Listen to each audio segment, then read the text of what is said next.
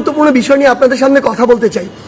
একটি বিষয় হচ্ছে যে আমরা দেখছি গতকালকে থেকে বাংলাদেশের বিভিন্ন জায়গায়, ঢাকা শহর থেকে শুরু করে বিভিন্ন অপ্রত্যাশিত ঘটনা ঘটছে, সহিংসতার ঘটনা আমরা শুনতে পাচ্ছি। আমরা আপনাদেরকে স্পষ্ট করে বলতে চাই, এই যে বাংলাদেশের ছাত্র সমাজ একটি এত বড় আন্দোলন করেছে, একটি ফ্যাসিস্ট একটি সরকারের যে একটি পতন ঘটিয়েছে, সেটি আমরা এই কারণে করিনি যে একজন নির্যাতক চলে যাবে আরেকজন নির্যাতক এসে সেই জায়গাটি নিবে। এটি আমরা আমাদের জায়গা থেকে কোনোদিনও মানব না। বরং এই যে নির্যাতনের যে প্রসেসটি রয়েছে, যে সিস্টেমটি রয়েছে, এই সিস্টেমটি ছাত্র সমাজ বা বর্তমান বাংলাদেশের যে প্রজন্ম তারা চায় না।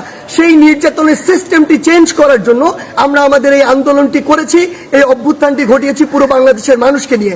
সেই জায়গা থেকে বিভিন্ন রাজনৈতিক মতাদর্শ, সে বিরোধী মতাদর্শ হতে পারে কিংবা বিভিন্ন যে রাজনৈতিক মতাদর্শে যা ছাত্র সংগঠন বিভিন্ন রয়েছে, তাদের কথা বিভিন্নভাবে শোনা যাচ্ছে যে তারা প্রতিহিংসার বশবর্তী হয়ে এই বিভিন্ন ভাঙচুরগুলো চালাচ্ছে। আমরা স্পষ্ট করে বলে দিতে চাই, এই বাংলাদেশে এরকম যদি অন্যায় বা অপরাধ যেগুলো হচ্ছে, এগুলোর অবশ্যই প্রত্যেকটির বিচার হবে। সেই জায়গা থেকে আমরা স্পষ্ট করি, আমরা কখনো আমাদের জায়গা থেকে এমন সহিংসতাগুলো সমর্থন করি না।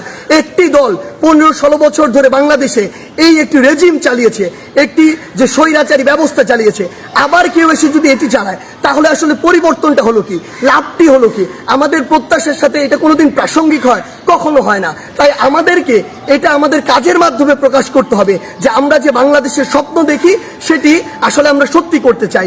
বৈষম্য বিরোধী ছাত্র আন্দোলনের এই নেতা এটাও স্পষ্ট করেছেন যে ছাত্র নাগরিকের সমর্থিত সরকার ছাড়া সামরিক কিংবা অন্য কোনো ধরনের সরকারকে সমর্থন দেবেন না তারা।